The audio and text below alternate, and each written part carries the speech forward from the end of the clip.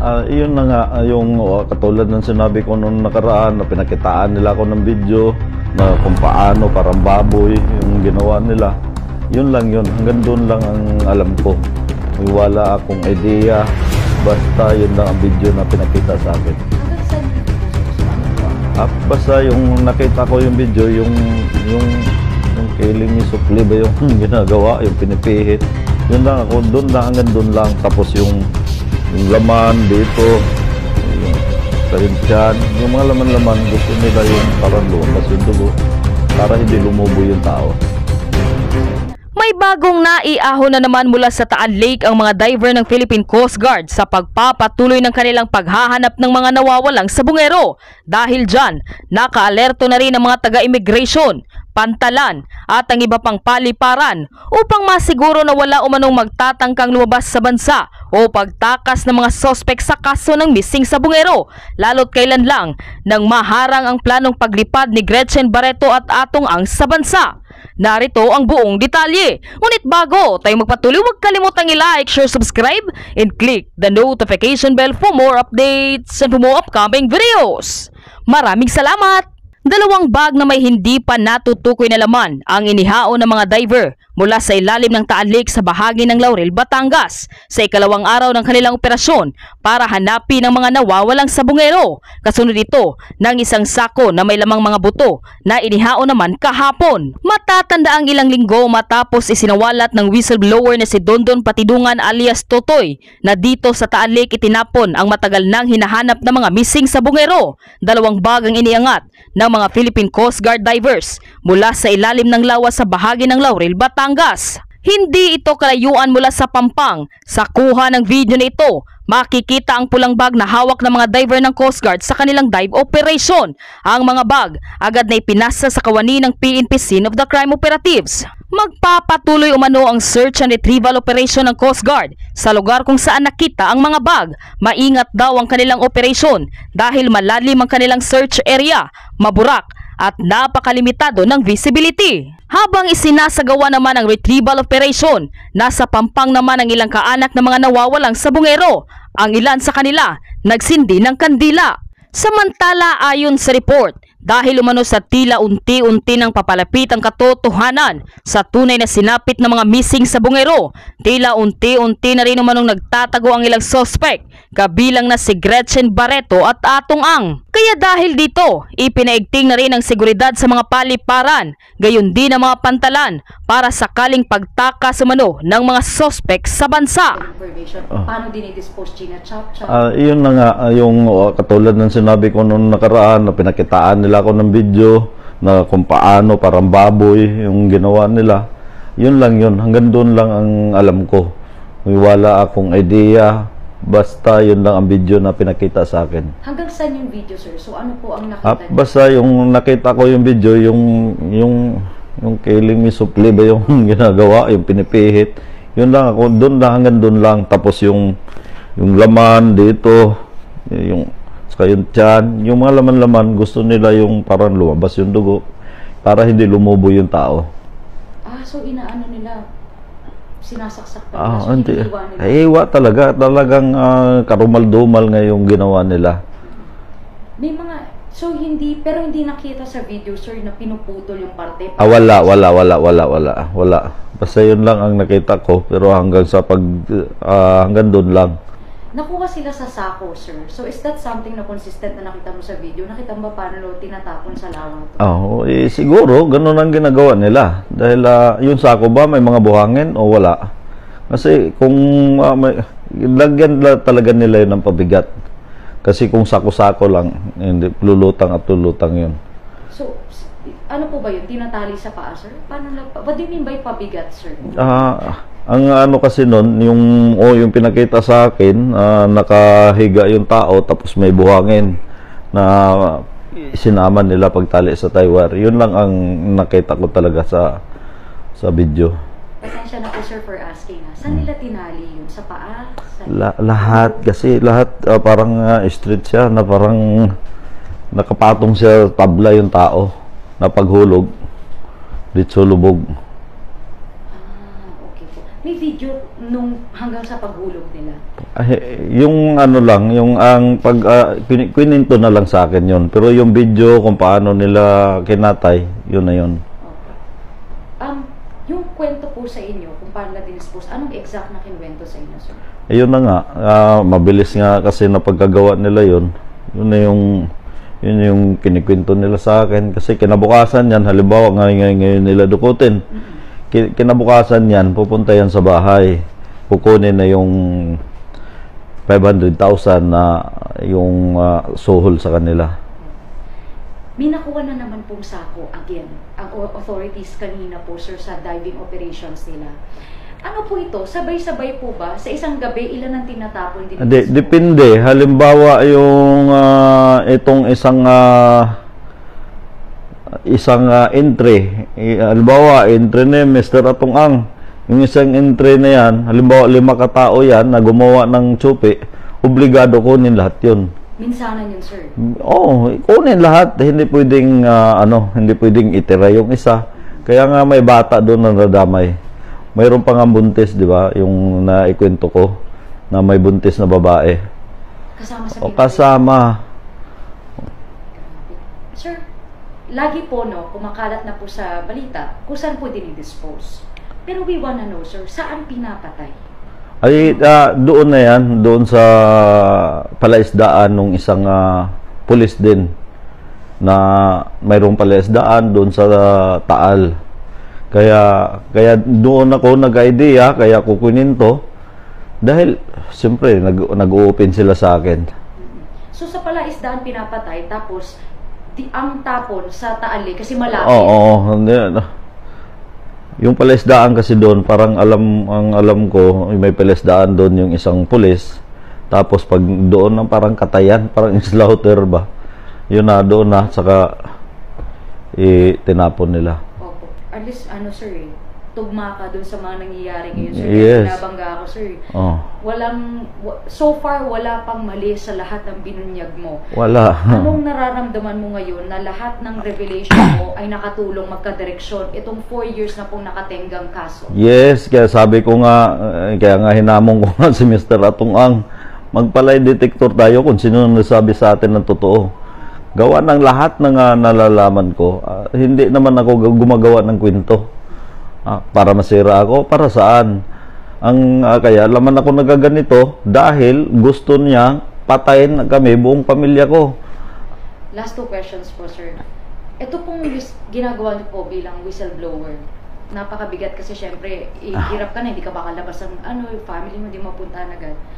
Kayo po ba at some point ay nagsisisi na pinili niyo maging whistleblower? Hindi ako nagsisisi dahil pinaglabang ko ang pamilya ko dahil gusto na niya masakirin kami. Anong gusto ko? Mamatay na lang ako na walang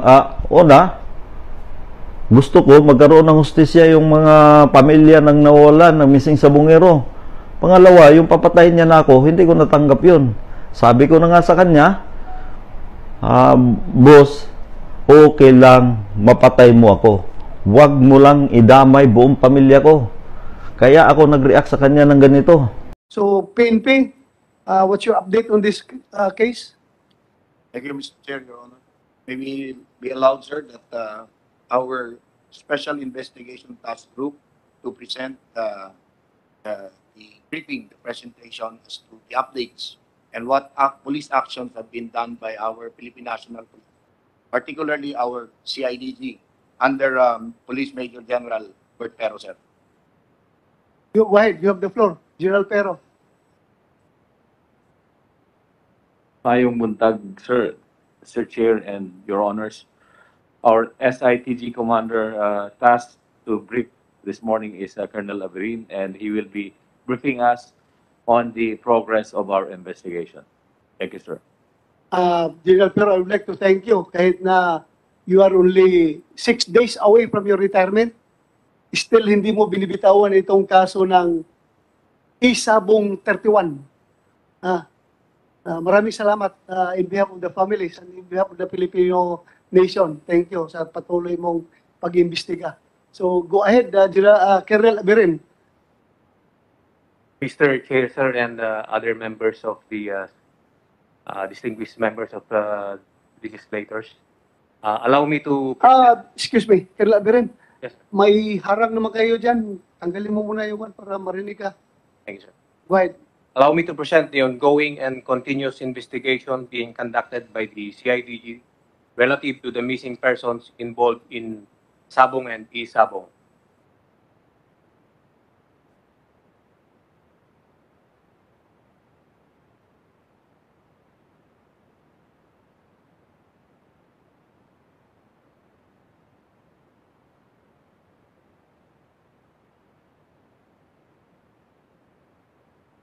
Shown on the screen is the outline of my presentation.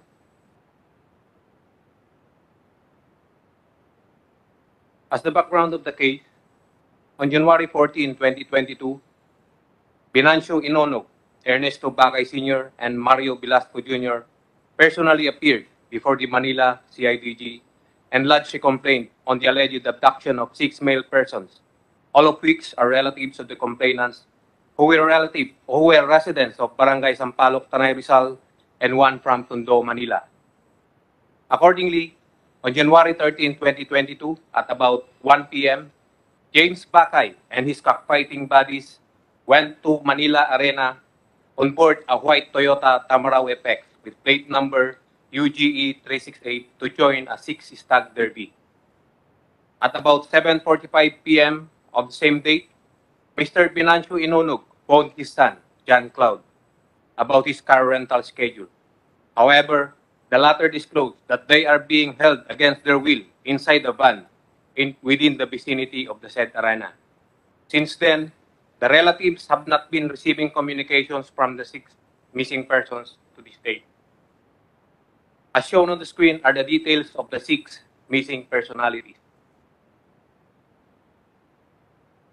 The CIDG Manila DFU conducted investigation and requested from the management of the Manila Arena the videos, logbook of duty guards, contact tracing list, list of duty personnel, copies of vehicle pass slip, gate pass, and copy of the CCTV footages. However, our investigators failed to acquire one. In lieu of the CCTV footage requested from Manila Arena, investigators scoured the nearby areas for a possible presence of CCTV. Hence, investigators opted to look for other CCTV installed in the nearby areas of the said arena. On the other hand, on January 14, 2022, a white Tamaraw FX with plate number UGE 368 was reportedly abandoned in Sitio Waray, Barangay Plaza Aldea, Tanay Rizal. During the follow-up operation, it was found out that the said vehicle is the same vehicle utilized by the victims in going to Manila Arena. The discovery gave a hint to the investigators to backtrack the possible routes of the alleged abductors. Shown are the routes of the vehicles used by the suspects and the victims. From Manila Arena, it was observed that a convoy of vehicles composed of a black van, followed by a white van, gray sedan, and silver Toyota Wigo consecutively turned left, going to the direction of Pedro Hill in Santa Ana, Manila. Minutes later, it was observed that the black van, white van, and Toyota Wigo executed left turn, going to the direction of Heron Street in Santa Ana, Manila, then right turn to Sobel Rojas Street, and then turned left to Osmeña Highway. While the white Toyota Tamaraw FX and gray sedan continued traversing along Pedro Hill Street in Santa Ana, Manila, then executed a right turn to Quirino Avenue, then made a U-turn to Osmeña Highway heading southbound direction. Unfortunately, after Osmeña Highway, investigators discovered that existing and or available CCTV footages were either overwritten or deleted already. Upon review of the routes taken by the subject vehicles, the CIDG investigators were able to acquire the following CCTV footages.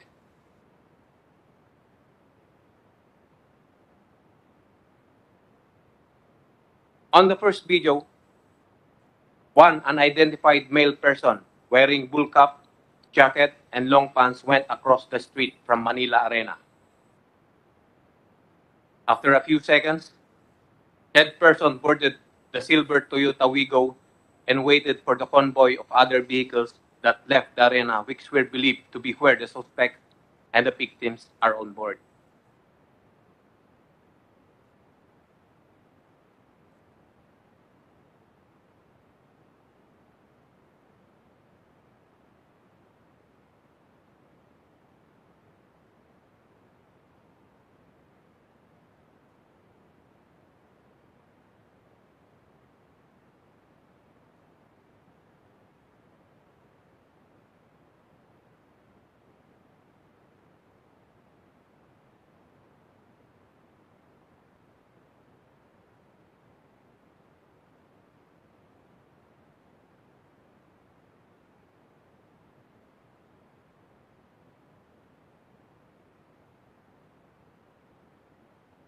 As you can see, the convoy of vehicles were composed of black van, followed by silver Toyota Wigo, white van, white Toyota FX, and gray sedan, and traversed Pedro Hill Street, going to the direction of Osmeña Highway.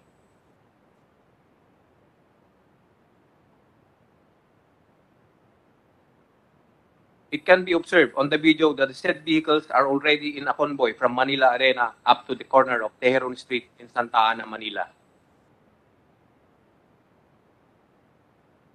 On the third video, it was observed that the earlier mentioned convoy of silver Toyota Wigo, followed by the black van and the white van, turned left to the Tejeron Street, while the other part of the convoy, the white Toyota FX and gray sedan, continued traversing along Pedro Hill Street, heading to southbound direction.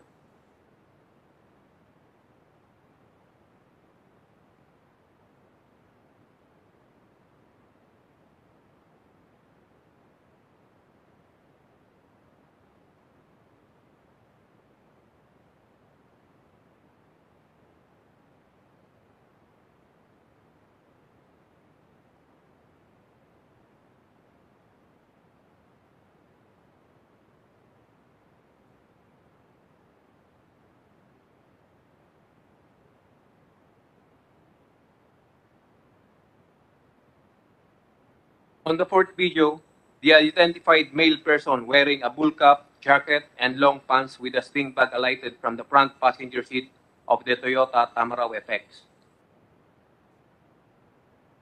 The said vehicle was believed to be the same vehicle utilized by the victims when they joined the Six Stag Derby in Manila Arena on January 13, 2022. On the fifth video, it was observed that the earlier unidentified male person wearing a bull cap, jacket, and long pants with a sling bag who alighted from the front passenger seat of a white Toyota Tamaraw FX was the same person who then boarded the gray sedan that came along Osmeña Highway heading to southbound direction.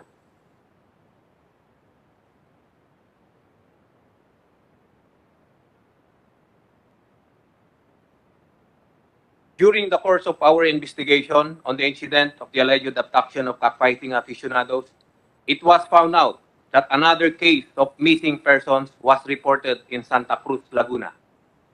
Shown on the screen are the persons who were reported missing on January 13, 2022 in Santa Cruz, Laguna.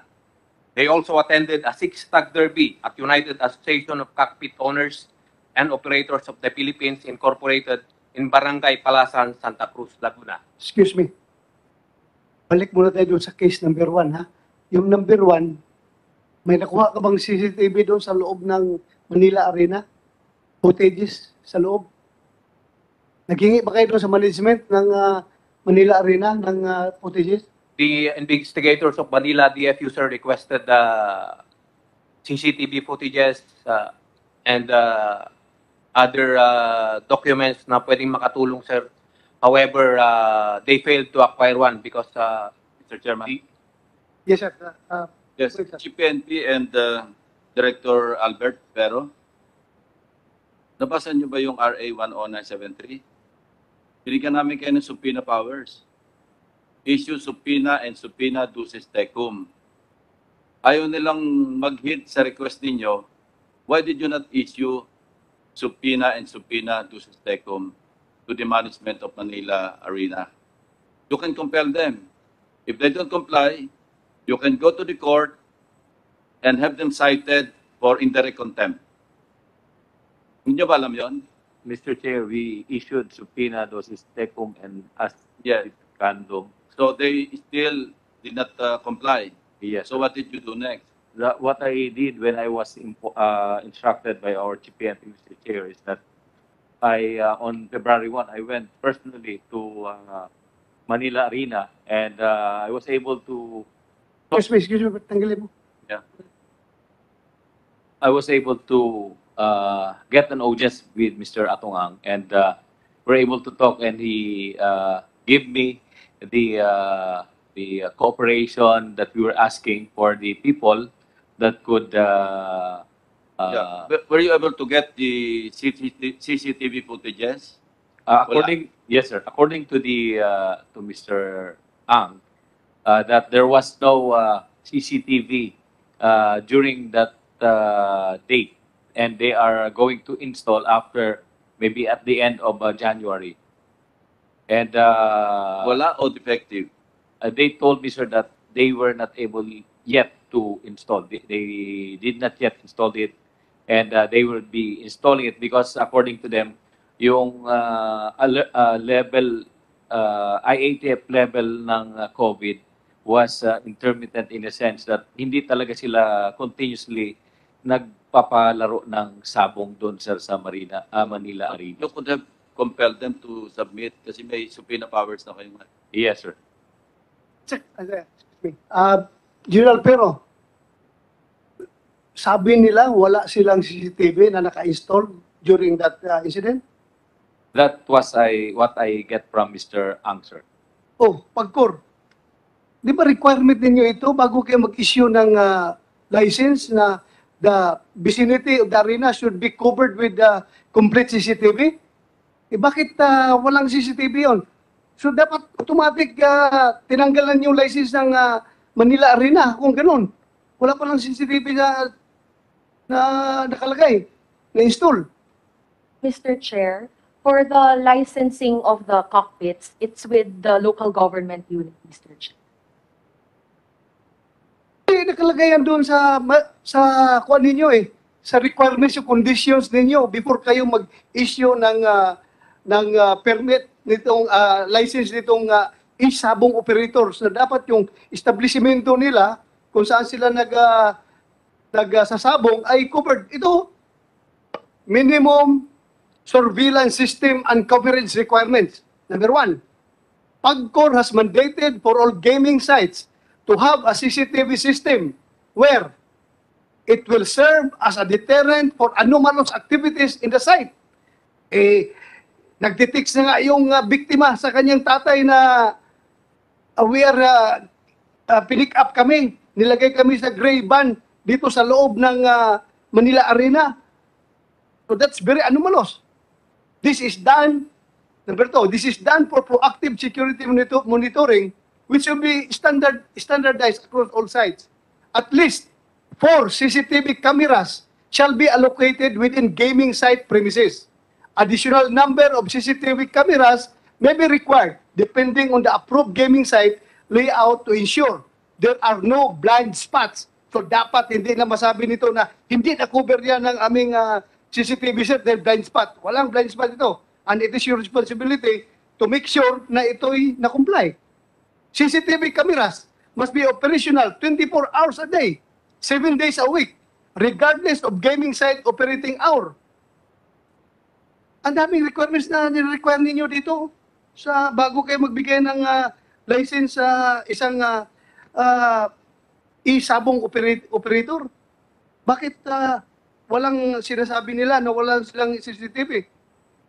Mr. Chair, the gaming site po contemplated in our regulatory framework does not include po cockpits po because the licensing of the cockpits is with the local government unit, Mr. Chair. Ito, basahin ko sa iyo Section 3 of PAGCOR Regulatory Framework for e-sabong off-cockpit betting station. Section 3, Security, Surveillance, and Records. Minimum security requirements. The gaming site must have at least 1 security guard, so on and so forth. Hanggang dumating dito, PAGCOR has mandated for all gaming sites to have a CCTV system. Sa inyo ito. Bakit mo ipapasa sa local government na Nakalagay ito dito. Mr. Chair, if I may be allowed to Regulatory clarify. framework. Ano? If I may be allowed to clarify, Mr. Chair. Chairman, Go ahead. Uh, a the- very simple question. Do we want to solve this case or cases or not? we want to, Eh, huwag Mr. tayo magturuan kung gusto niyo ma-solve. Instead of helping, you're, you're giving us excuses. You're finger pointing. I would like to clarify, Mr. Chair, our framework, if I may be allowed. Yeah, go ahead. Please. The framework, the Honorable Chairman just quoted po is for our off-cockpit betting station. That is different po from the cockpit arena. We understand, Mr. Chair, that we have a requirement of placing CCTVs in this off-cockpit betting station. Ito po ang mga tayaan, which is different po from the cockpit arena, kung saan po nagaganap ang mga cockfights. Bakit yung cockpit ni-require yung ganito, tapos yung arena mismo, walang ganito requirement? Ano to? Bakit? Hindi ba magkakaroon ng anomalous transaction doon sa arena mismo? Di ba? Doon nga nangyayari yung QPN na sinasabi ninyo. Nagkakaroon ng QPN doon mismo sa kuwan. Dapat ni-require niyo ito doon. We understand, Mr. Chair, but again po, I would just like to clarify that the jurisdiction po of PAGCOR is only on the betting po, and yung sa CCTV requirement po that was just quoted is for our off-cockpit betting stations po, and not for the cockpit arena, Mr. Chair. Okay. Whatever your explanation is, but I just would like to klaruhin ko lang ito sa PNP na yung rason na sinasabing wala silang nailagay na CCTV during the incident, tapos after the incident, saka pa sila naglagay ng CCTVs, napakahinang alibay para sa akin. I must tell you frankly. Go ahead, sir. You should, General Pero, you should also check with the Manila Business Permits and License Office. Okay ba sa kanila? Yung mga ganong cockpit? Hindi nagko-comply? Should get in touch with them. Yes, sir. Yes, Senator Tolentino. Station here. Everything emanates from the gross misrepresentation of PAGCOR as to how Republic Act 9487 should operate, as well as their overbroad interpretation of their own regulatory framework, which was not given to them in the first place by Republic Act 9487. So sila na po yung nag-extend ng kapangyarihan nila, sila pa ho yung nagbigay sa sarili nila ng kapangyarihan i-interpret yung kapangyarihang iginawad nila sa kanilang sarili. Ito po yung pinag-uusapan po ngayon na kailangan ba ang CCTV doon lamang sa parang off-track doon sa betting station, o kailangan din po ba doon sa kung saan nagaganap yung physical na sabong. So all of this, Mr. Chairman, emanated from their broad interpretation of their authority granted to them by their own selves, Mr. Chairman. Ito po yung nakikita kong pinag-ugatan nito, na ang sinasabi nila ngayon ay galing din naman doon sa mga opinion ng Department of Justice as Office of the Solicitor General na wala sa ating batas. Salamat po, Mr. Chairman. Thank you. I agree with you, Senator Tolentino. So, we are still in case number 1, Please respond. Tapos na yung PNP, respond, Atty. Santos from Lucky 8-Star Quest Incorporated. President.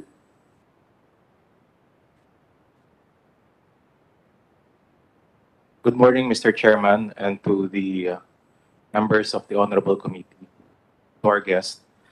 A short statement from Lucky 8-Star Quest Incorporated. Lucky 8-Star Quest Inc. decries recent incidents of alleged disappearances among members of the cockfighting industry and is taking steps to ensure that its process and operations are fully compliant with the law and mutually beneficial to all stakeholders of its businesses. Based on our initial appreciation of reports, it is speculated by some that these disappearances may involve allegations of game fixing. While we continue our own fact-finding on this matter and are deeply concerned about the safety of all stakeholders, we wish to clarify the following for the public. First, the company is not part to any betting transactions in the matches it broadcasts or facilitates, and is thus not directly interested or invested in the results of the matches. As such, the company is indifferent to who wins or loses the match. Second, the company is primarily engaged in broadcasting, live streaming, and aggregation of wagers on matches. The company, in other words, merely is a service provider, a bridge between bettors and those who can provide the necessary materials for the matches. Third, the company has no direct connection with employees of the breeders or financiers of fighting cocks. Any dispute between such breeders or financiers and their employees or workers is beyond the company's purview. Any dispute between one bettor or another is also beyond the company's capacity to resolve, unless the dispute directly involves the company's system. Nonetheless, the company acknowledges its capacity to work with authorities to take active steps to address ongoing questions on the matter. We are committed to reviewing and strengthening our accreditation process for agents, breeders, and other stakeholders of the company to ensure that only those who are faithful to the law will play roles in our operations. We welcome suggestions from the authorities on how best the company can perform this task more effectively. We are also committed to working with the Games and Amusement Board to fight game fixing, which is alleged to be the cause of what some police authorities believe to be disputes among Sabongeros that could have led to the disappearances. The GAB accredits handlers, sentenciadores, and other key workers in Sabong. And finally, we will continue to advocate for fair, legal, and responsible gaming, especially in the cockfighting sector, a sport that is deeply embedded in the Filipino culture. Again, we decry the violence and unfair practices that tarnish the good name of Filipino Sabongeros, the overwhelming majority of whom are fair, responsible, and productive members of the society. Thank you, Attorney Santos. It says here on record that you also represent Manila Arena. Just to clarify, Mr. Chairman, Manila Arena, the property in Manila Arena is registered under Royal Octodome Incorporated. And as of the present, Lucky 8 is presently leasing the entire property of Royal Octodome, including the Manila Arena. That is why the management and operation of the entire Manila Arena right now is under Lucky 8. So, under Lucky 8? Yes. Sa inyo? Yes, Mr. Chairman. You are the president? Yes, Mr. Chairman. Can you give the assurance to this committee that next hearing, madala mo yung mga duty guards during the time? Yes, Kasi Mr. Chairman. wala kayo CCTV na may ipakita, walang footage eh. So we will rely on testimonies coming from your Yes. guards. Yes, Mr. Chairman. I do confirm, Mr. Chairman, that last night I received a text from your committee secretary informing your request to bring the security guards who were in duty last January 13, 2022. Unfortunately, it was a late notice. There were no other relievers for the security guards who are already in duty at the time. But we commit, Mr. Chairman, on the next scheduled hearing to bring them with us.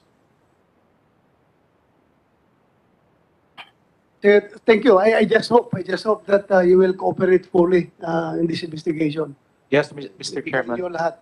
Also, just to clarify, Mr. Chairman, we have we confirm having received the subpoena sent by the CIDG, and as a matter of fact, we have already appeared and have given our security guards testimony to them. Okay. Thank you for that. Thank you, Mr. Chairman. LTO. Sir, nakikita ninyo yung mga sasakyan, di ba? Nakukuha ang mga plate number. Na-check na ba ninyo, sir? We will coordinate with the PNP, Your Honor, regarding the specific plate numbers of identified in the report. Again, kung mangingidnapin sila, hindi mo rin gagamit yan ng tamang plate number. Di ba? Yes, Most likely. Chair, but Most likely. we can see if there are conduction sticker also. Sticker, oh yan, pwede. Conduction. Conduct the sticker. But we can do some profiling on the PNP, classification. ready ULTO to provide you the data. Naghingi na ba kayo? But anyway, okay na. So let's proceed with the family of the missing victims. Sino bang unang magsasalita sa inyo? Okay pala. Yung mga bagong dating, please mag-swear in muna kayo para ma-record. Yeah, please. Thank you, sir. I-request ko po yung mga bagong dating, yung mga nakaupo po rito sa harapan ng at sa harapan ng mga at saka ito po nasa gallery po para po tayong lahat na mag-swear. Tayo lang po tayo. Yung mga bagong dating yan yung hindi pa nakapag-swear kanina. Bagong dating lang po. Please raise your right hand. Do you swear to tell the truth, the whole truth, and nothing but the truth in this public hearing and investigation? Thank you very much. Please take seat. Thank you, Kumsik. Sinong mauna sa inyo magsalita, ma'am, sir? Si the father of Jean-Claude Nugnog. Kung pwede, sir, pakitanggal lang yung kwan para marinig ka ng klaro. Lalakasan ko na lang po, Mr. Chair, kasi medyo may mga pagilid-gilid na banta na po sa buhay namin eh. Hindi po kami makasiguro sa aming seguridad. Kung pwede po, cover ko lang po. Okay, pero dikit mo lang yung microphone, ha? Opo. Please, you have the floor. Una po sa lahat, nagpapasalamat kami sa bumubuo ng Senate Committee na to, especially kay Senator De La Rosa, kay Tito Sen, Senator Lacson, and Senator Tolentino po, at sa ibang senator na nakamonitor. Ang masyado po ang bumabagabag sa akin, Senator, yung huling usap namin ng anak ko na binanggit niya. Ang tanong ko sa kanya, anak, nasaan ka na? Kasi may arkila po siya bukas ng umaga ng daling araw para sabihin sa kanya na umuwi ka ng maaga. Ang sabi po ng anak ko, paano dito na ako sa Manila Arena? Bakit po isinasakay sila Kuya James? Ni ganito, ni ganyan, ni ganyan. Pati po ako isinasakay. Pero sino yan? Sino yung mga yan? Sandali, klaro mo yung ganyan, ni ganyan, ni ganyan. Can you name names? Sabihin mo kung sino nagsakay sa kanila. And medyo naano po ako dun sa mga sa mga pangalan. Pero matatandaan ko po ito, Senator, pagka kasi ngayon lang po pumasok ulit sa isip ko yung conversation namin ng anak ko eh. So susunod, promise po, bibigay ko po sa inyo yung 3 pangalan na naalala ko na binanggit niya at nakuhaan ko po ng picture itong mga security na to on time noong January 30 ng gabi po. When you say security lang saan? Manila Arena po. Sa loob ng Manila Arena, nanggaling po, diretso po. Kasi nung 7:45 po naghuling namin pag-uusap. So, for the record, sinabi ng anak mo yung mga 3 pangalan na nabanggit na po yan, and then nung time na nandun na po ako, at nakipag-discussion ako dito sa mga security guard na to, nung una po matatapang sila sa akin dahil nag-iisa lang po ako eh. Nung dumating na po yung mga kasama ko, sila Mr. Bakay at saka sila Mr. Velasco, medyo nag-cool down po sila. Nagkaroon po ako ng pagkakataon kuhaan yung mga picture ito mga taon to. Chairman, question. Yes, sir. Go ahead, sir. Did you share this information to the police? Yung pong... Yes or no? Na-share mo ba yung information na yun sa police? Yes, sir. So alam nila yung mga pangalan? Yung pangalan po hindi ko pa po nabibigay, sir. Kasi ngayon lang po pumasok sa isip ko yung pangalan na binanggit sa akin ng anak ko nung nakita ko po yung some personal. Hindi ko makalimutan, pwede ba lapitan mo si Jan Pero? Yan, sandali lang naman yan eh. Ibigay mo sa kanya yung mga pangalan. Sige po. O, siya na lalapit niya sa iyo, siya na lang. Ibigay mo na yung mga pangalan. Pwede ka na, lumapit dito.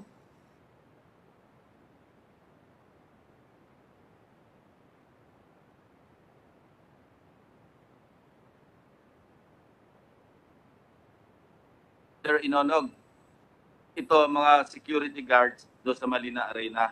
Opo, Senator. Okay, pakibigyan mo pangalan sa kanila. Tayo mo yung microphone mo, baka marinig ng iba.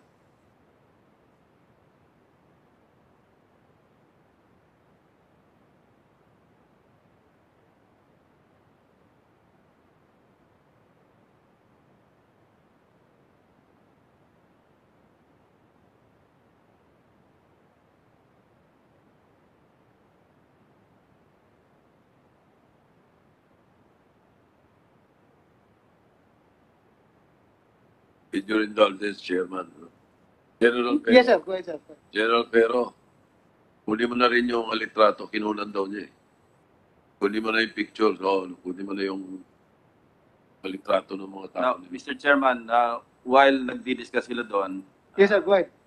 kung wala namang danger kay Mr. Inonog na i-share sa committee yung mga pangalan din at litrato, so we can issue also an invitation to the security guards through Attorney Santos.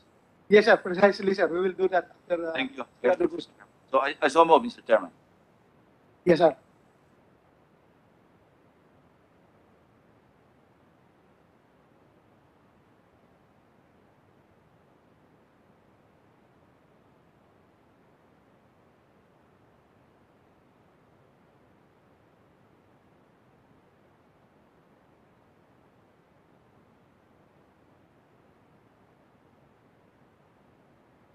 Okay, Mr. Inonog, paki-share mo na rin sa committee kasi pa-invite namin yung mga pangalan na binanggit mo sa susunod na pagdinig. You may or may not attend the next hearing or you may still attend with the same outfit. Salamat po. Okay, pwede mo na may share? Bigyan mo yung pangalan. Ayun nga po, nung huling naming pag-uusap, 7:45 ng January 13 ng gabi. So may biglang umagaw ng telepono niya. Naririnig ko yung salita pa nung anak ko, yung salita ng mama. Sino to? Ang sagot sa akin ng anak ko, papa ko po yan. Then pinatay na yung telepono. Takbo na po ako doon. Siguro mga mag-alas 9 nakarating ako sa Manila Arena. Alas 9 ng gabi. Alas 9 ng gabi po, ng same date ng January 13. Saan ka galing? Paranaque po. Yeah, go ahead. Diretso po ako doon sa basement na kung saan doon ang loading and dropping point ng Manila Arena. May isang basement po doon. Yung unang security po, ang sumalubong sa akin, ang tapang. Sabi ko, Brad, huwag kang matapang. Magulang ako nung pinuha ninyo mga tao, isa ako sa magulang. Pakisoli nyo lang kung anong problema pag-usapan natin. Pakisoli nyo lang, pakihabol nyo lang. And then, kung ano-ano na po.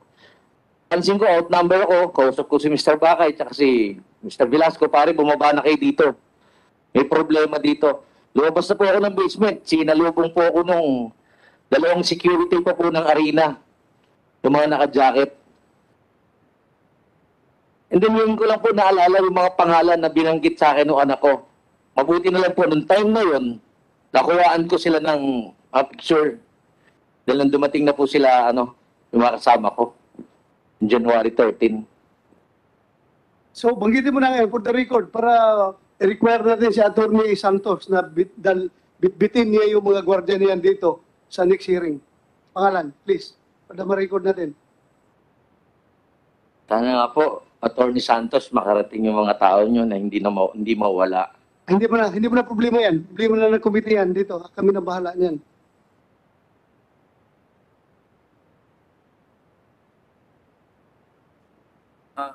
Mr. Chairman, yes, sir.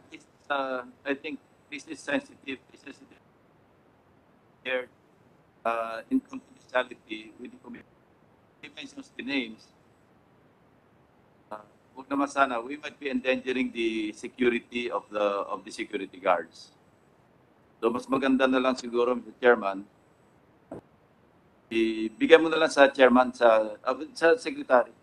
Isulat mo na lang mas mamaya. Opo, baka kawawa naman po tatlong security. Hindi lang masyado malinaw sa amin yung sequence of events. Opo. Kanina yung from the time na tumawag yung anak mo sa iyo, tapos inagaw yung telepono, doon, umpisa mo nga doon. Nung pong inagaw na nga yung telepono ng mama. Samahan mo ng oras at saka mga ibang mga information na importante. Yes, Your Honor. Noong January 13, 7:45 p.m., nung huli kami nag-usap ng anak ko, alarming na po yung salita niya dahil sabi niya, pa, bakit sinasakay sila Kuya James sa van? Pati ako, sinasakay ni ganito, ni ganyan, ganyan. Sabi ko, bakit? Anong problema? Hindi ko alam pa eh. Biglang may umagaw po ng telepono, nagsalita yung mama na, sino to? Narinig ko pa rin yung salita ng anak ko, papa ko po yan. Ang akin naman po, alam ko lang, Atty. Santos, yung anak ko po ang hanap buhay po doon sa event na yun, magpa-arkila po ng sasakyan. Tama ba, FX? Hindi po yan nagsasabong. Hindi po yan nagsasabong. Uulitin ko po sa inyo, Atty. Santos. Yeah, excuse me, Mr. Please, you don't have to confront Hindi po. resource person. Sorry, Your Honor. You address lahat na sasabihin mo sa akin. Sorry, Your Honor. Diretso doon. Sentimiento ko lang po. For protocol, ha? Please. Apo, sorry, Your Honor. Sentimiento ko lang din po kay attorney. Wala naman po akong personal kahit sa inyo. Bilang magulang po, sana lahat po naintindihan ng sino ang magulang, yung sentimiento namin na biktima. Dahil yung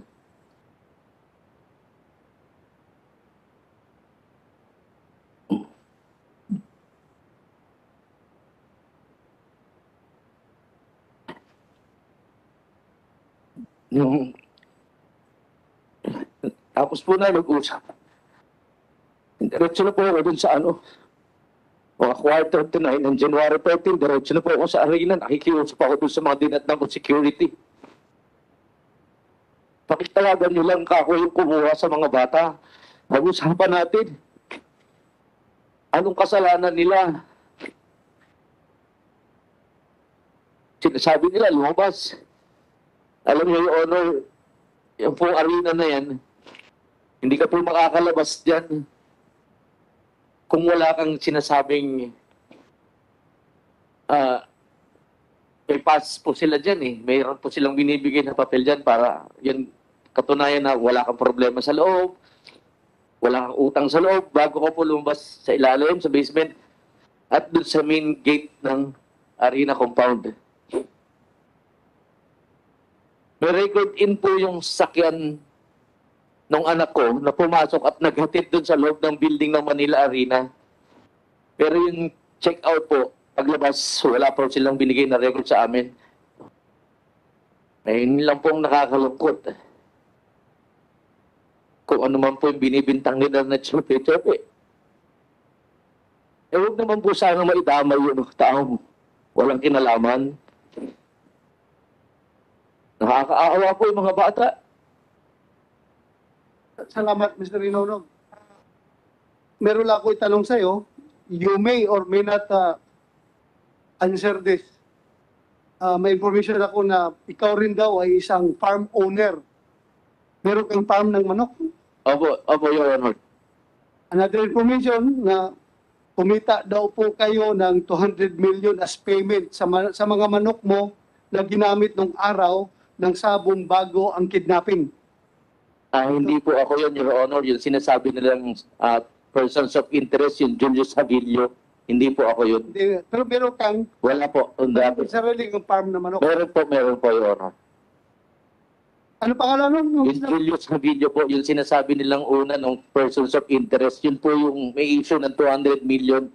Okay, thank you. PNP, saan na ito? Si IDJ, saan na ito si person of interest? Julius, Yes, sir. We are still, he's part of our person.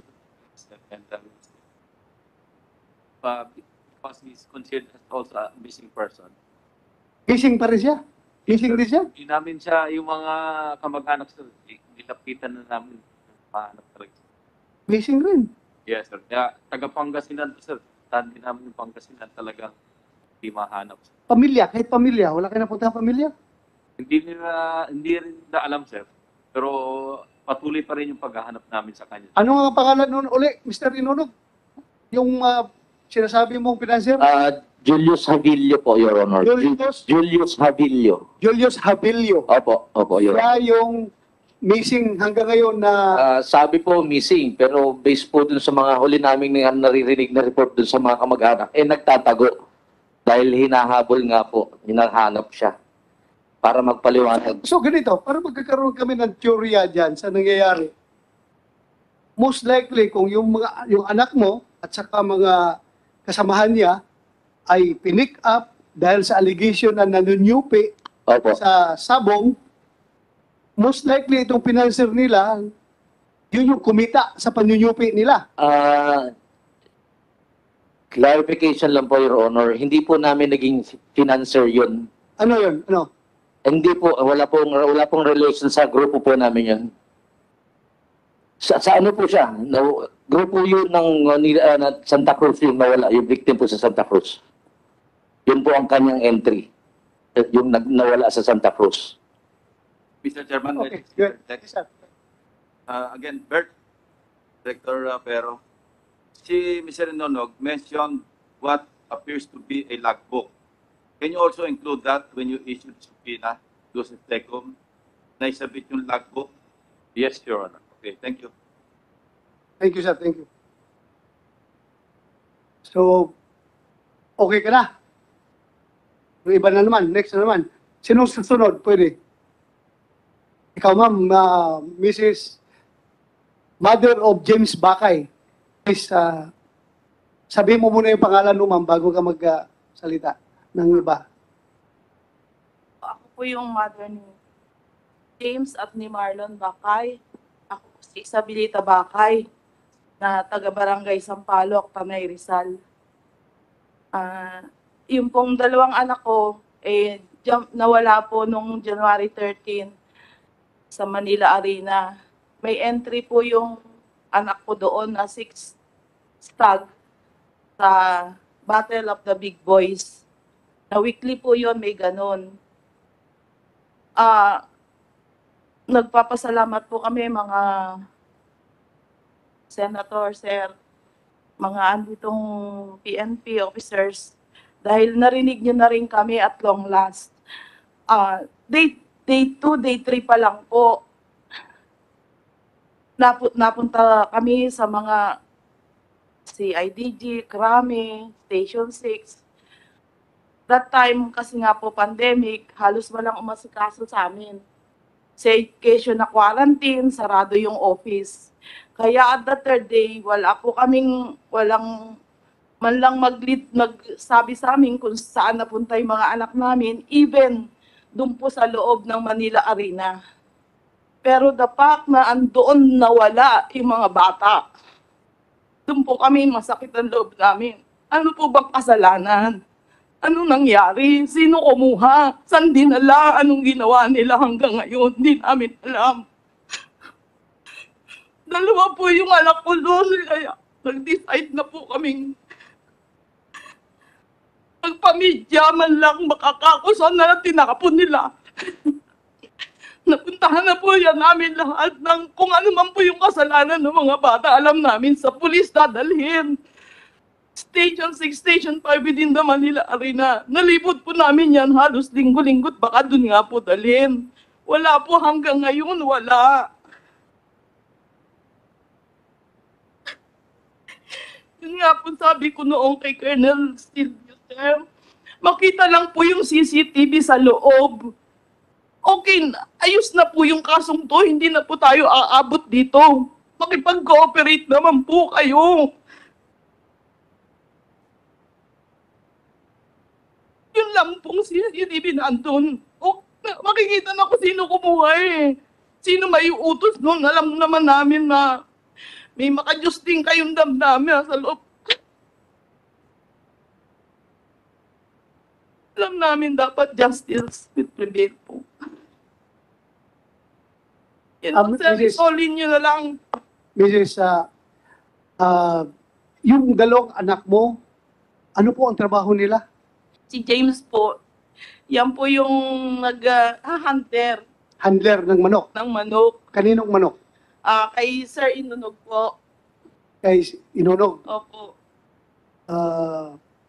Okay. Yung isa mong anak? Anak ko, yung bunso ko yung Marlon, wala pong trabaho yon, nag-a-apply po yun sa AFP na sumama lang po dito sa kuya niya, first time po sumama dyan. So, Mr. Inunog, ikaw sa yung mga manok yon yung dinala nila doon sa Manila? O Opo, Your Honor. sa'yo? Opo. Ikaw rin nagpipinan sa kanila?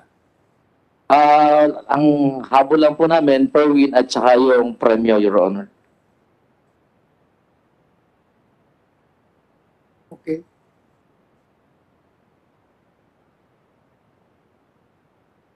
So dahil sa pandemic, hindi kagad aksyonan yung Yun po yung ano namin noon, kaya kung sinasabi niyo, kami po ang first time na nagpaganyan, talaga pong inano na namin. Alam namin at risk to dahil hawak nila yung buhay ng anak namin. At risk din po kami hanggang ngayon. Okay, thank you. Maraming salamat, Mrs. Bakay. Next, sinunod, ikaw, Ma'am Merlin Gomez. Sige po, ikaw po magsalita. Sabihin mo muna yung pangalan mo bago ka magsalita. Ako po si Merlin Gomez. Anak ko po yung isa sa nawawala na si Roel Gomez po. Yung pong araw na pagkawala po niya ay bago pumunta ng sabungan po. Nagpaalam po sa akin na, ma, magsasabong ako para may pangdagdag sa bayaran sa ospital, sabi. Dahil po yung pangalawa kong anak ay nasugod po sa ospital. Maraming tumanggi sa amin na ospital. Diyan lang kami natanggap po dito sa may Metropolitan. Pero sobrang taas po na yung bill nila. Kaya ang sabi ko sa anak ko, huwag ka na lang pumunta. Kasi kasuhin mo na lang, baka madala sa promissory. Pero hindi po siya. Mapupunta ako dahil para may pangdagdag sa bill. Yun po ang sabi niya. At saka yun pong gabi na po yan, nung madaling araw, nagparamdam po sa akin na may iba ng nangyayari. Talagang kabadong-kabado po ako. So, ma'am, pwede naman siyang magsugal online. Bakit sumama siya sa grupo ng nila ni Mr. Inumog, yung anak niya? Bakit sumama yung anak mo doon sa arena mismo? Anong papel niya? Anong trabaho niya? Siya po yung taga-tari po, Mr. Chairman. Taga-tari? Opo, nag-aral po kasi sa Kung sa English yan yung gaffer? Opo. Taga-tari? Hindi lang po sa arena siya nagtatari, ini-invite din po siya sa ibang Kahit sa ibang sabungan. So kasama silang umalis galing doon sa Tanay Rizal. Isang Hindi grupo po. sila. Taga Manila po yung... Taga Manila, Tondo Manila. Opo. Okay, yun pala yung gaffer na taga Tondo Manila. So, maraming salamat po, ma'am. May sasabihin ka pa? Nagpapasalamat po ako sa inyo, Mr. Chairman de la Rosa, dahil napunta itong usapin na ito dito sa inyo. Dito po ay pitpitan po ang inyong pag-iimbestiga para makamit na namin po yung katarungan na na siyang, kasi mula nung nangyari po ito sa amin, hindi po naging normal ang buhay namin. Nandun po yung kaba, yung pagkatakot, yung pag-alala sa mahal namin sa buhay. Hindi naman kagaya po ng bagay na pwedeng mabili, mapalitan. Ito po buhay po ito. Sige po, ma'am, huwag po kayo mag-alala. Kaming lahat na membro ng komite nito, pati yung liderato namin sa Senado, ay may mga anak din na pwede maging biktima kapag hindi kami kikilos. Kaya hindi po namin bibitawan ng kaso na ito. Talagang didiinan namin ito. Itaga mo yan sa bato. Didiinan namin itong kaso na ito. Ha? Maraming salamat po. Salamat. Kay Running President Panfilo Lacson. Sa lahat po rito, marami pong salamat po. Mr. Chairman, just a question to General Pero. Nakuha mo na ba yung mga cellphone ng mga number ng mga anak nila? Mr. Chair, lahat po yan ay palagi po namin kinukonsulta at lahat naman po ay nakuha na rin ng testimonya. At yun po ay... Hindi, yung mga cellphone ng mga anak nila, yung mga numbers. Yes, sir. Yes, sir. Nakuha nyo na? Yes, sir. And did you coordinate already with the telcos para matrace kung nasan yung mga... Yes, sir. Natitrace yun. Kung nagkamali yung tumangay doon na hindi pinatay, eh matitrace ninyo ng mga oras na yun hanggang saan punta. Yes, sir. Unfortunately, sir, dahil sa may mga regulasyon na pinapatupad sa mga panahon na to, sir, medyo limitado, sir, yung ating technical support. But rest assured, sir, na ginagawan pa rin namin ng pamamaraan para possible ma-locate yun, sir. Sige, please. Because also, pasok doon sa mga subpoena powers ninyo yan. But, Yes, sir. thank you. Thank you, sir. Senator Joel, may tatanong ka?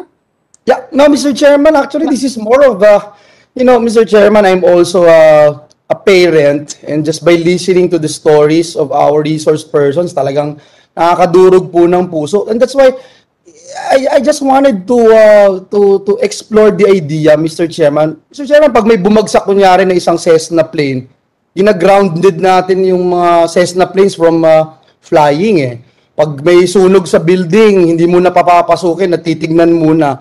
We're talking about 31 missing individuals. Hindi natin alam kung nasaan sila. But if you look at your phones, Mr. Chairman, sa GCash alone, tinitingnan ko dito today, ang total fights is 339 fights. 339 fights. So I'm just wondering, Mr. Chairman, if there is a possibility, for us to even to just stop this for a while and let us all focus on this. 31 lives, hindi po biro ito. I just want to put that on record. Baka may pwede tayong gawin right away, Mr. Chair.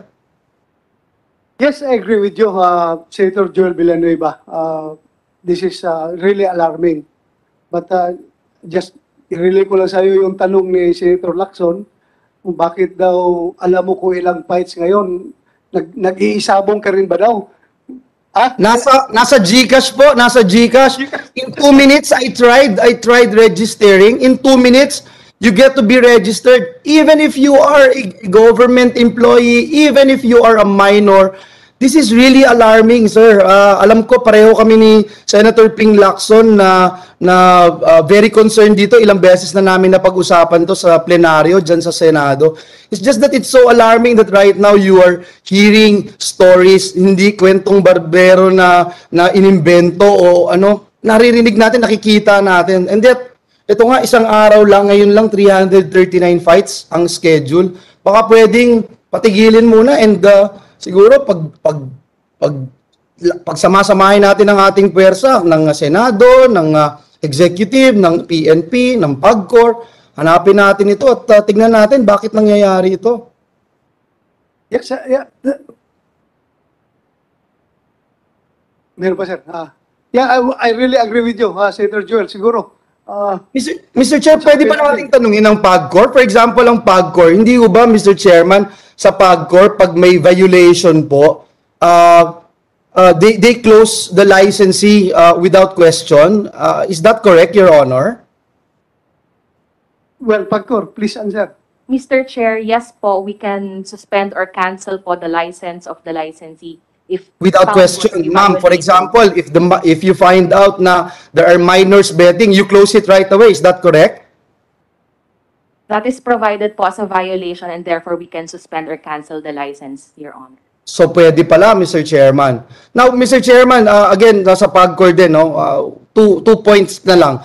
If government employees, including police officers, are prohibited, they're prohibited from going to casinos. Are they prohibited from participating or betting sa e-sabong? Ma'am?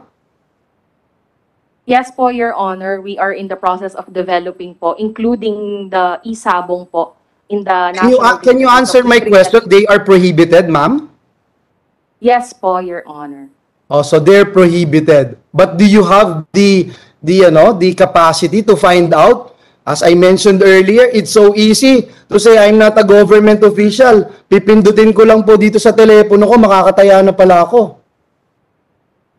What we have provided po, Your Honor, in our regulatory framework are means po of identifying them by providing us government-issued identification cards, Your Honor.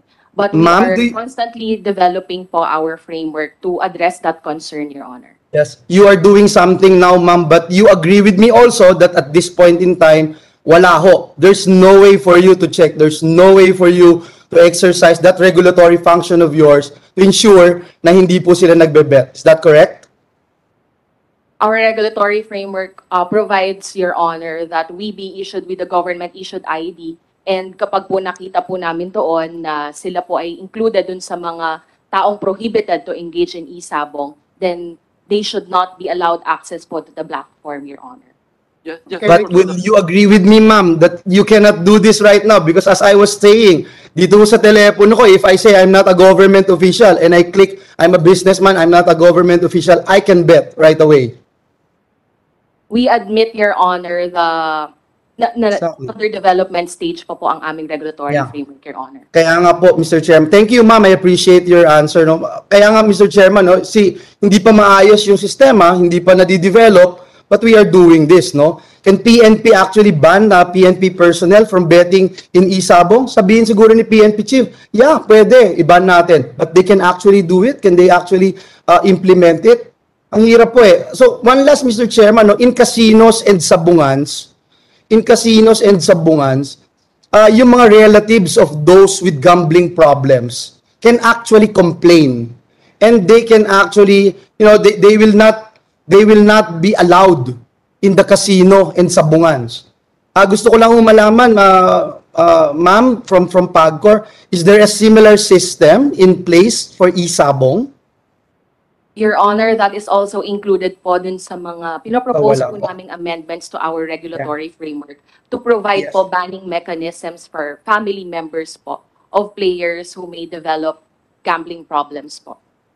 Thank you, ma'am. Thank you. I appreciate your answer. But the bottom line, Mr. Chair, lahat po ito wala. And so these things will continue to happen, will continue to haunt us, Mr. Chairman. And I don't know what else to say, but if I have the opportunity to say, i-close muna natin ito at tignan natin kung paano natin masisiguro na protektado ang ating mga kababayan. 31 lives ay hindi biro. Seryoso ito. So, yun lang po, Mr. Chair. Maraming salamat for your patience. Thank you, dear colleagues.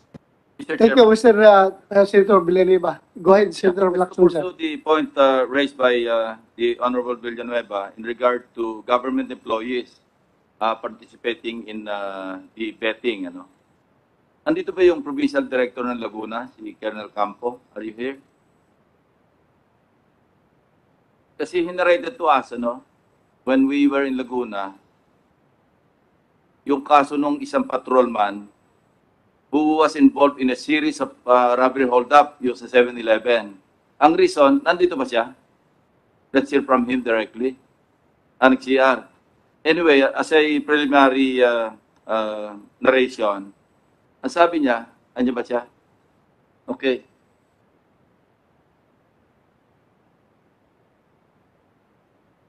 Please, we just want to hear it directly from you.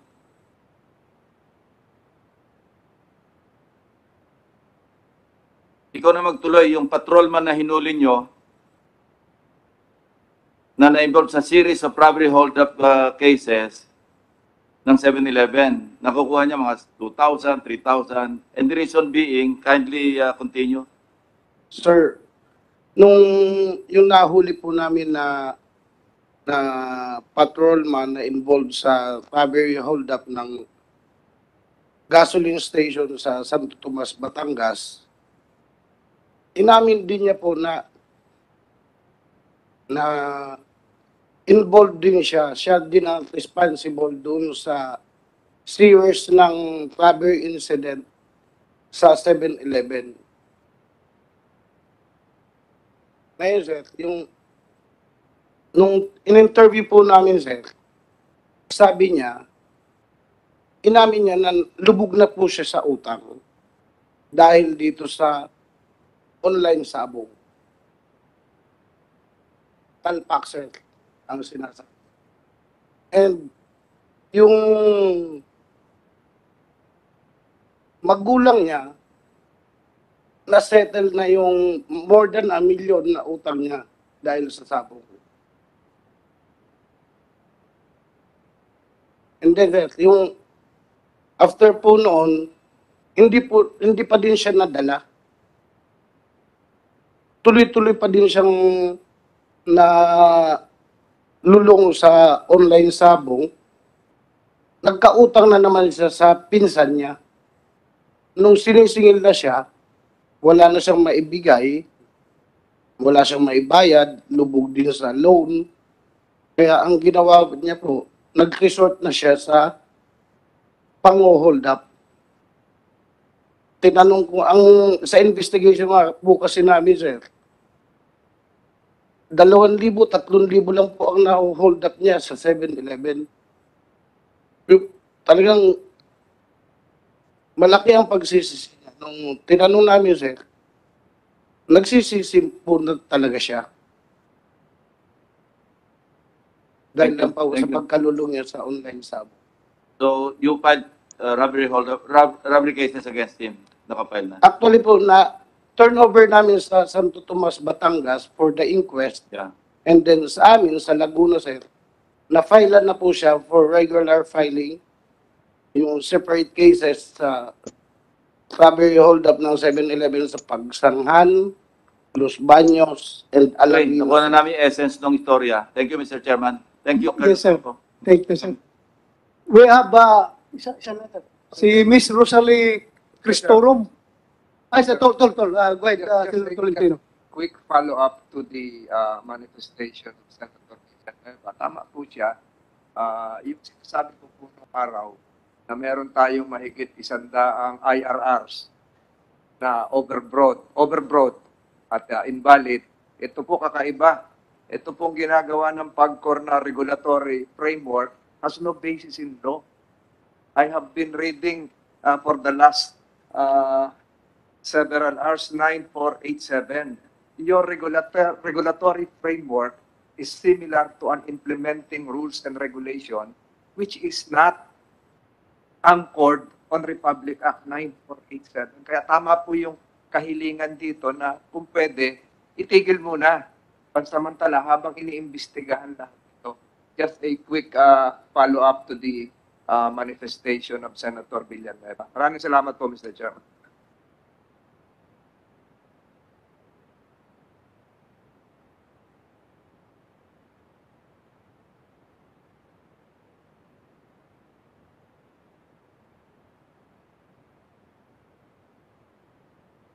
Okay. Si Miss Sintol, the point that you raised and the point that was raised by Senator Villanueva will act on it after listening to the remaining family members of case number 1. The Senate President is telling me that they will act on it right away. Chairman. Okay, please, sino mo, Miss Rosalie Cristorum or ikaw? Father Mark Joseph Velasco. Ikaw muna, sir. Father po. Yes. Go ahead. Magandang umaga po sa buong buong po ng Senate, sa committee chairman po ng si Senator Bato de la Rosa, kay Senate President po Soto, kay Senator Pampilo Lacson po. Sa lahat po ng nandito, magandang umaga po. Ako po si retired Master Sergeant Mario Velasco Jr. po. Ako po ang ama ni Mark Joseph Velasco na nawala po noong January 13, 2022 po sa Manila Arena.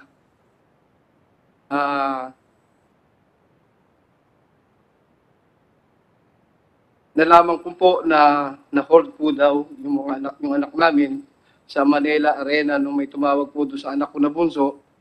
Kaya po na-alarm ako na tinawagan po na hold po daw yung aking anak sa pati po yung mga kasama niya. Klaruhin ko lang ha. Klaruhin ko. Yung anak mo na si Mark Joseph Velasco tumawag sa kapatid niya, yung isang anak mo, informing him na hinold sila doon sa Manila Arena?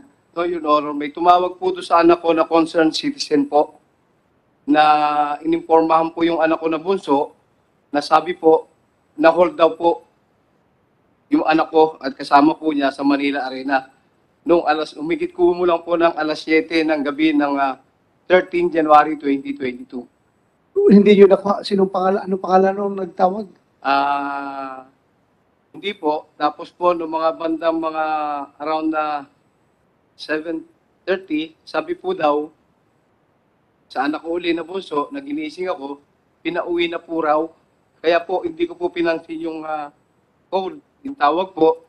And then, nung after 10:30, or less 10:30 po ng January, dumating po sa bahay si Lieutenant Bakay anak po, tatay po ni Marlon Bakay, na sinundo po niya ako, nasabi po niya pumunta tayo sa Manila Arena dahil may nangyari doon sa ating mga anak. At agad po kaming pumunta dito sa Manila Arena at dumating po kami ng humigit kumulang na 11:30 ng gabi at the same day.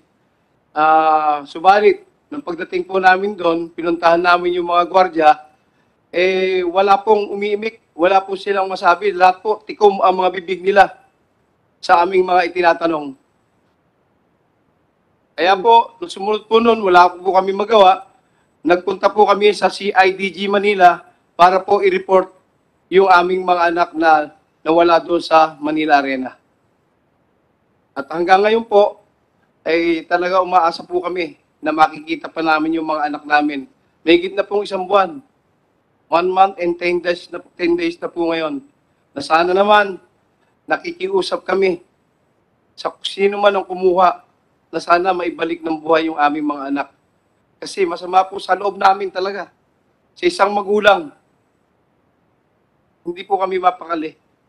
Hindi na po kami makapokus sa aming gawain. Kami pong buong pamilya. Kaya po, nagpapasalamat kami na nakarating po dito sa Senate ang usapin na sana po ay mabigyang kalutasan ito pong kaso na to. Kaya po kami hindi pa man po nagpapasalamat dahil hindi pa po tapos. Pero una po, nagpapasalamat na kami. Na sana po, mabigyan po ng solusyon yung aming pong problema. Salamat, sir. Salamat, sir. Chairman, sir. Kakausap po kayo ni Mr. Inonog? Kakausap kayo? Yes po. Yung description mo sa gwardiya, pareho ng description niya?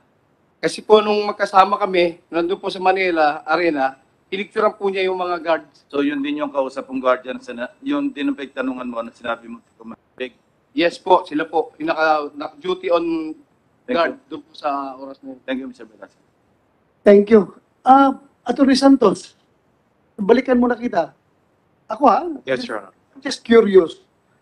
Kung ganun na mayroong mga parents na pumunta doon sa mga gwardiya ninyo sa Manila Arena para magtanong sa whereabouts ng kanilang anak na tumatawag sa kanila, hinahanap nila. Kung walang tinatago yung mga security guard doon, bakit hindi nila ma-accommodate properly or i-refer nila sa supervisor nila? What do you think? Ako'y naguguluhan. Bakit parang negative sila kagad? Ayaw nilang entertainin yung parents na naghanap ng mga anak. Paano ba? Actually, Mr. Chairman, based from the statements of 2 security personnel that we gave with the CITG, they confirmed that Mr. Inonog and Mr. Bakay confronted them. But according to their statements, medyo combative po kasi yung dating, medyo galit na po. So hindi na rin po nila alam ang gagawin, and they would not know how to appease them. Because according to them, hindi po nila alam yung sinasabing hinahanap po nila mga anak nila. Yun po yung salaysay po ng 2 of our security guards that were given to CITG. Alam mo, kahit sino man siguro, kung tatay ka, maging combative ka talaga. Pag ang anak mo ay tumatawag sa'yo, maging combative talaga ang dating mo. But sana, na-manage nyo ng gusto kung walang tinatago yung mga gwardiya, binanage sila ng gusto. Sir, relax ka lang at hanapin natin yung anak mo, ganito gawin natin. Role yan ninyo as management ng arena. Dapat ganun ang pag-entertain natin. But anyway, Mr. Chairman? you're raising your hand? Before, tama. Before you, explain mo. Guardia ka doon, security ka doon, may nangyari, may mga sinakay. Hindi mo alam. Hindi mo nakita. Wala ka nakita. Yan. Sobrang, anong tingin? Ano kala sa amin, mga tanga? Grabe. Mr. Dono, go ahead. Please go ahead. Thank you, Your Honor. Paalam ko lang po kay Atty. Santos, hindi po ganun ang nangyari sa amin doon. Nung unang dating ko po ron, diretso ako sa basement, nakikiusap po ako sa mga security personnel na inabot ko po doon na dinatnan ko. Pero mataas po ang boses nila. Kaya, ang ginawa ko, binaba ko po yung face mask ko, inalis ko po yung face shield ko. Nagpakilala po ako sa kanya, pambihira kayo, magulang din kayo. Ama ko nung isang nawawala dyan. Pakiusap lang, pakihabol niyo yung kasama niyo na ibalik sila dito. Pag-usapan natin kung anong problema. Ganun po ang tema na nangyari sa akin, Atty. Santos. Thank you, Your Honor. Salamat, salamat. Tapos ka na, sir? Okay ka na? Okay na po. Si Miss Rosalie Cristorom. Ma'am, tapos hindi ka pa nagsalita, di ba? Okay, please.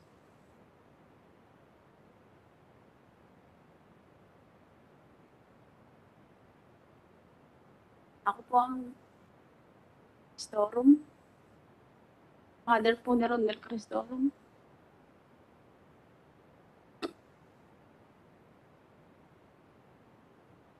Sige po, ma'am. Magsalita po. Inom ka muna ng tubig. May tubig dito. Inom muna. Napakahirap talaga. Pag anak mo mawala ako, I can't imagine anong gagawin ko. Hindi. Kaya po siya nung January 13.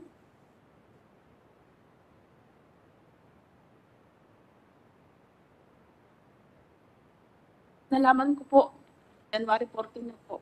Kasi po, nasa trabaho po ako, nag-stayin po. Pinuntahan po ako ng asawa ko.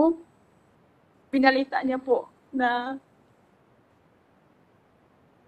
yung anak daw po namin hindi na po nakauwi.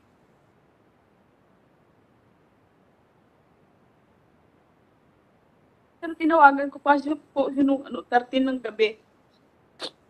Mga 6:20 po. Sabi ko, nak, ano kaya oras kayo uuwi? Sabi niya, Mama, maaga po kami kasi maaga po natapos. Mga 7 po, 8 po kami.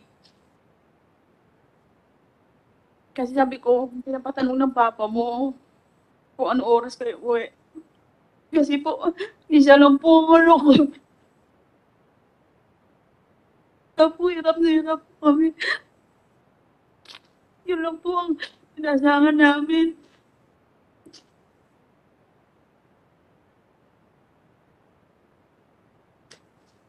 Ma'am, yung mga anak mo, ano trabaho nila? Yung anak mo? Mitro po, sa pitch. Sa pitch po, mitro nyo. Feeds? Taga-binta ng feeds? O taga-pakain ng manok? Opo. Iba sa mga tindahan. Sabi mo? Nagdi-deliver po sa mga tindahan po. Nagdi-deliver ng feeds? So pumunta siya doon sa Manila Arena dahil?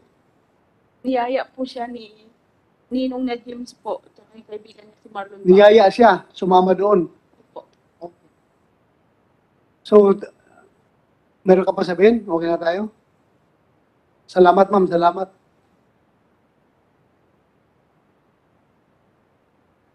Mr. Chairman. Yes, sir. Go ahead. The magnitude of what has happened and what is transpiring in the light of this and the continuing investigation, I move that that the Committee on Public Order issue a resolution to the PAGCOR to suspend all the licenses of the e-sabong operators until we find a acceptable conclusion to what is happening to these 31 missing personalities. So move, Mr. Chairman. So there is a motion.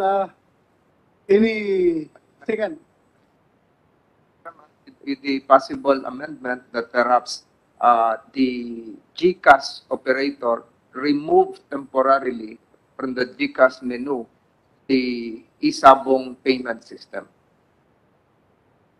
I so move likewise, Mr. Chairman. Just to re-echo the motion of the Senate President, Mr. Chairman, he's referring to all 7 licensees, namely Belvedere, Vista Corporation, Lucky 8, Star, Quest Incorporated, Visayas Cockers Club Incorporated, Jade Entertainment and Gaming Technology Incorporated, what's it? Newin Cockers, Alliance Gaming Corporation, Philippine Cockfighting International Incorporated, and Golden Buzzer. Is that your motion, Mr. Senate President? Yes, Your Honor. Thank you. Precisely. Any objection to the motion? There having none, the motion is carried by this committee. So, COMSEC, you prepare resolution, how do you tell it, sir? As addressed to PAGCOR to stop the operation of To suspend the... to suspend the operation of Isabong. So hanggat hindi mabigyan ng linaw itong nawawalang 31 missing persons.